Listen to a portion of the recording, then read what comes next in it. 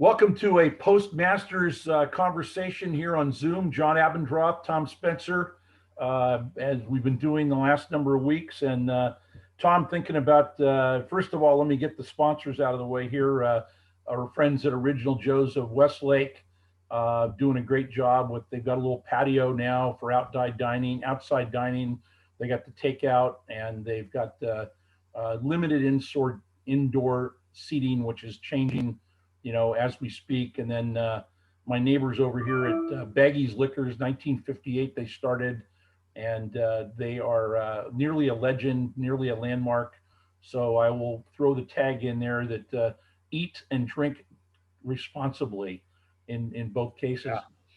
Tom, with your behind the scenes activity, I kind of think of you at the Masters as the man behind the screen, the Wizard of Oz, with I can just imagine the Butler cabin and the 18th tower and all that.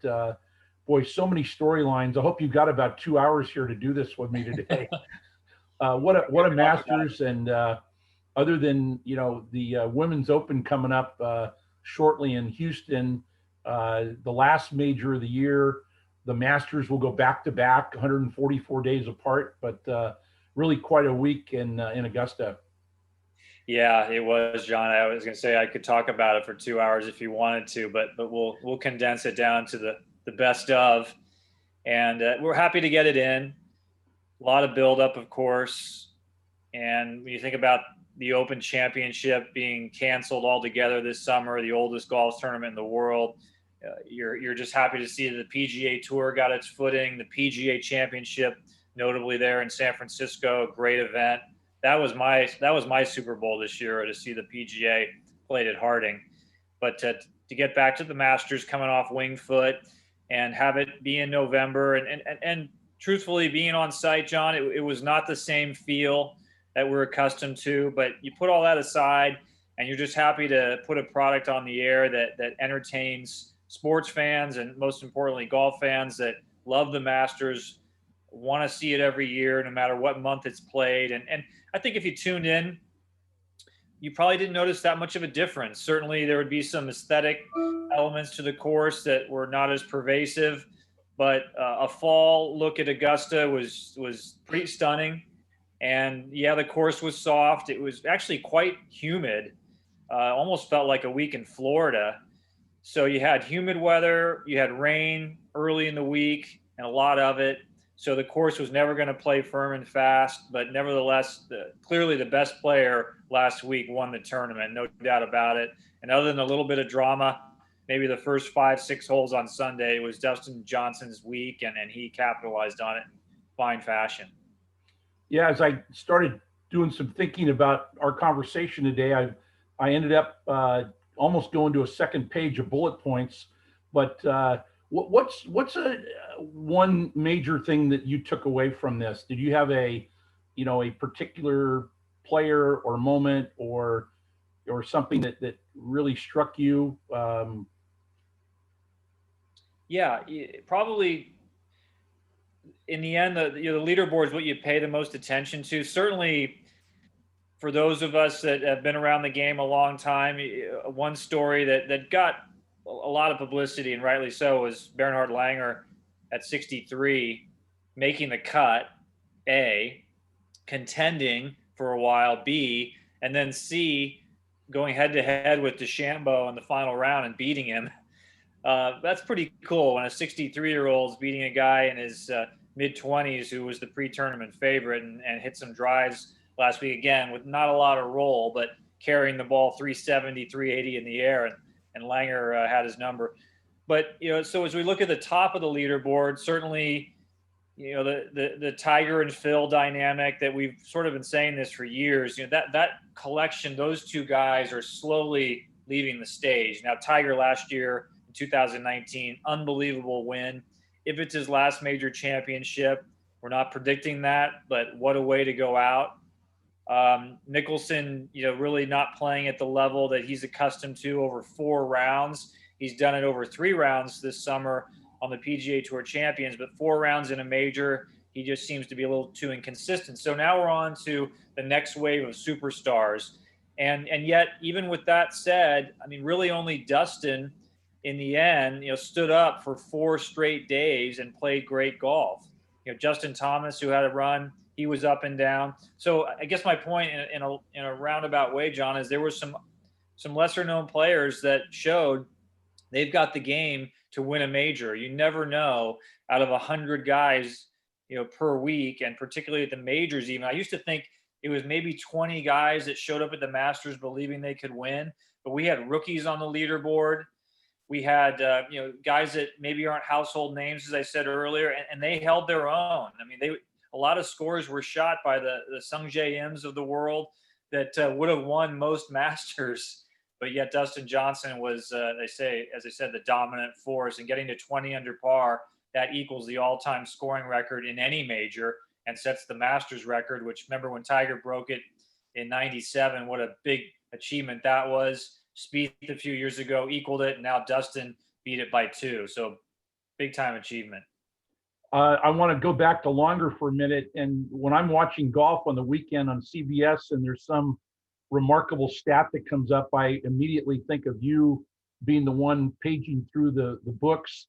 But I think in the last round, and help me here, that Bryson outdrove Longer by 760 yards on the last round, but he still beat Bryson score-wise. Was that a Tom Spencer stat? That was not, but that is something that we have calculated in the past. I think when they were putting out on the 9th green, remember you had split tees, John, so you had Right. guys playing on both the front and the second 9. So sometimes you lose track when you're in sort of, and this isn't me, but this is just the production in general. You're so focused on the leaders making the turn, the second 9, the Masters winning, who's going to win, that you almost forget that there's action going on elsewhere. So when they put it out at 9, we did ask the question about the average, which I think was 68 yards in the final round. Larry Mize, who actually shot a round lower than Bryson round 1, I think the average was 83 yards or something like that for that particular. They didn't play together, but we averaged it out. So you're nice to single me out, but actually we have a pretty incredible research staff that gets these numbers on the fly. Sometimes you might pose a question. You're always just trying to think, like, what does this mean in the big picture? And it was pretty clear that, as I said, even though it got semi-competitive on the front 9, that Dustin Johnson was going to win the tournament. So you start thinking big picture, little nuanced storylines and statistics, but there's a whole small army of people that are working behind the scenes, and I'm just one small part of it. But I thought we had a good clean show, and as I say, you're just happy to get on the air and put the product out there, because we had a lot of restrictions ourselves, where we could go, where we couldn't go, how we could interact with the players. Yep. It was not a normal week, but we've unfortunately become accustomed to it. You mentioned Sung Jae Im, who I followed, all year, last couple of years. He and Cameron Smith played awesome to shoot 15 under par, their first trip to Augusta, if I'm correct. And what really came to mind for me is, over the years watching the Masters, there was always like a major train wreck or two, in the middle of the back 9, and at other majors, but especially at Augusta. I don't recall many of those now of the players in contention, and I just think that the quality of play and the stability of play is much stronger now than it was in the past. I don't know what your take is on that, or your observation. It's an interesting one that you make. Certainly, to me, the hole that still scares everybody there, which is kind of cool because it's only 155 to 160 yards, is the 12th. And there's a lot of reasons for it. But the shortest hole on the course, it plays shorter than even 16 does. Remember Jordan Spieth, of course, 2 balls in the water there. He had the big lead in 16. That would probably classify as the last calamity that you're describing, like one player, one hole, big number. Of course, Tiger did it this year, making it 10, but he was not going to win. But nevertheless, it's his highest score ever in competition as a pro, any tournament. And then last year, Tiger conversely, he played safe because he was around the lead in the middle of the green. This year he fired at the flag because he had nothing to lose and paid the price, but 4 guys went in the water there. My point being, the wind swirls down there, John. You've been to Augusta. You've got a small target there in the distance, wind swirling, pressure of the final round, and I believe Dustin even admitted afterwards that once his tee shot found land on 12, that in his mind he pretty much felt like things were over. That was his big pressure shot of the day. So, yeah, I mean, equipment plays a role. The ability of these players, the self belief. Maybe it's just that Augusta is we broadcast so many holes and so many hours now that the guys that haven't played it yet get to sit back in the build up to their first competition and get to know the course even better. Just the quality of play is such, and for the reasons that we've described, that they're fearless. I guess that's the bottom line. This is a fearless generation of pro golfers, and they're not going to succumb to any aura, mystique about any course. Look at DeChambeau at Winged Foot, how he tore that place apart, and Augusta was no different this year. So going forward, I think the folks that run the Masters would like to see the course play more difficult, and there'll be some steps maybe taken between now and next April to firm it up. And of course, it all comes down to weather. And as I said, it was humid and still for 3.5 days, and then finally the wind picked up the last couple hours on Sunday, and the course played tougher. But unless you have elements, they're gonna handle most everything that the course setup people have to throw at them. Interesting comment you made where Dustin felt that once excuse me, his ball was on the land on number 12. I suspect that he would have heard through the grapevine that Tiger made 10, and that he knew there was a 10 out there to be made potentially. And maybe in his little equation of playing, that one little creeping thought that got in there, that my goodness, I don't want to make a big number there. So interesting stuff. I thought Tiger looked like he was swinging very well. On that one, he said he miscalculated the wind. It looked to me that he kind of had a deceleration in his swing, which, for a shot like that, you absolutely have to commit to it. And it's better to make a full swing at a shorter club than to make an easy swing at a longer club, and that is really where I felt he let down. But on a more positive note with Tiger, fun to see the announcement. And I know we talked about it while we were just getting ready to go here, that he and his son Charlie are going to play in the PNC parent-child tournament. My goodness, that's going to get some great ratings here during the holiday season. Yeah, no doubt about it. Charlie's, by all accounts, an outstanding young player, and he's got dad's, confidence about the game. They were, by the way, Tiger's children were not at the tournament this year. Family was really limited. Dustin Johnson's 2 sons were in town, but not permitted to come out to the course on Sunday. So that dynamic that you had last year with Tiger and the amazing scene on 18. Now, granted, you never could have replicated that without any spectators around, but I'm sure Dustin would have really just engulfed his 2 boys had they been allowed to come on the property Sunday, and it would have been an even more interesting and dynamic and loving, most importantly, family moment. But one thing to segue off, and that, I think that Tiger and Charlie pairing is going to be a lot of fun to watch, how they try to go at each other and motivate each other and inspire one another in that tournament. But Dustin and Tiger, their relationship through the years, I really couldn't even give you a good classification for it. Now, they've been on President's Cup and Ryder Cup teams, but I don't know that they've even had much of a friendship. There's a huge amount of respect, and there's about a 8-year age gap or so. But Tiger on Sunday in Butler Cabin, and when we got off the air, and then outside when he got the jacket for the second time, was so excited for Dustin that it was very noticeable. And I think Dustin really appreciated the genuineness that Tiger showed, the enjoyment that he felt. This is a guy that deserves to win majors, John. He's put himself in position countless times, got it done at the US Open a few years back, but needed to win at least a second one and maybe some more going forward to be considered a Hall of Fame player. And he's done that. This summer alone, he's locked that up. And I think the Masters will free him up. Who knows? The Grand Slam, the career Grand Slam, we focus so much on Spieth, on Mickelson, and Rory, but Koepka and Dustin are going to be in that mix coming up here probably down the road. So something to keep an eye on going forward. Yeah, I totally agree. And I was going to just, my last topic with Tom Spencer was going to be, Dustin. And I think they talk about, there's a lot of one-time major winners, but the second one is really a validation of a career and with large number of tour wins, 23 or 4.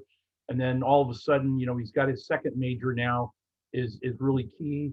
And also just a matter of weeks that he becomes the first player coming back from the COVID virus to win a professional golf championship of any sort. And the other thing, you look at him as sort of the Terminator, the Iron Man of sports, and to see the interview he did with your reporter Balionis, that he broke down, couldn't express himself, and you could see what a huge moment it was for him, and you really saw the inner emotion with Dustin Johnson, and I thought that was awesome. Yeah, it was. We don't see that out of him very often, as you point out. Amanda did a nice job there, letting him have his space, and in doing so, he let his emotions come out and got choked up. We had been in touch with his family and his team the night before, John, and getting ready for the final round. And part of our storyline was, this is a guy that grew up just down the street, basically in Columbia, South Carolina. Augusta is right on the South Carolina-Georgia border. So you drive literally an hour to the east and you're right in the area where Dustin grew up. In fact, Sunday night, I was making my way up to Charlotte to fly home, and I drove right past the area. And so my point being, you grow up in a community, and Augusta's right down the road. You have great skill, which he's had since he was very young. He comes from an athletic family with great pedigree. He's been an all-world player since he was 10 years old. So you dream of winning the Masters, and then it becomes a reality. It would be the equivalent, and it's not a great comparison, Tom Watson and Tiger Woods going to Stanford University and then winning the US Open at Pebble Beach. Tom would have gone down there as a collegiate and played the course a bunch, and Tiger very familiar with it. So it's kind of in your backyard. And if you're going to win a major and it's that close to home, it's going to really be a great feeling. So again, to me, for Dustin, this frees him up because he'd had so many final round calamities in majors, and now he's proven that he can win and play a very conservative and clean final round and still dust the field by a comfortable margin. Sky's the limit for this guy. He's in great shape, and he's got his life together. He's got a beautiful family, and the talent is there. So let's see what he's capable of over the next 4, 5, 6 years. Yeah, and even more so with Augusta and Dustin's relationship, because in Watson and Tiger's case, the Open only comes to Pebble every 8 years or 10 years, but Augusta every year. So really, which adds to the pressure, right? The repeat nature of the Masters. That's why it's in Rory's head. That's why it was in Norman's head. Johnny Miller never won the Masters. David Duval, Ernie Els. These are Hall of Fame players that the one thing really missing in their minds probably is the green jacket. So Dustin would have been in that category. He wanted it so badly and finally got it done. Great stuff. Tom, thank you so much as usual. And you got a big run of CBS football coming up around Thanksgiving Day, and appreciate it.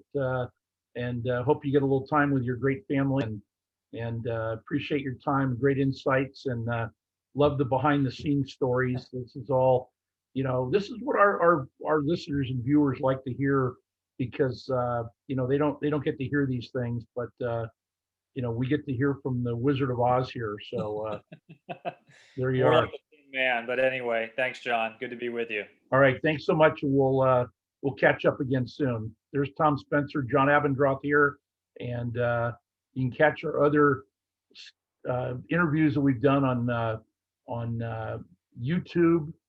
And appreciate the time of Tom Spencer today.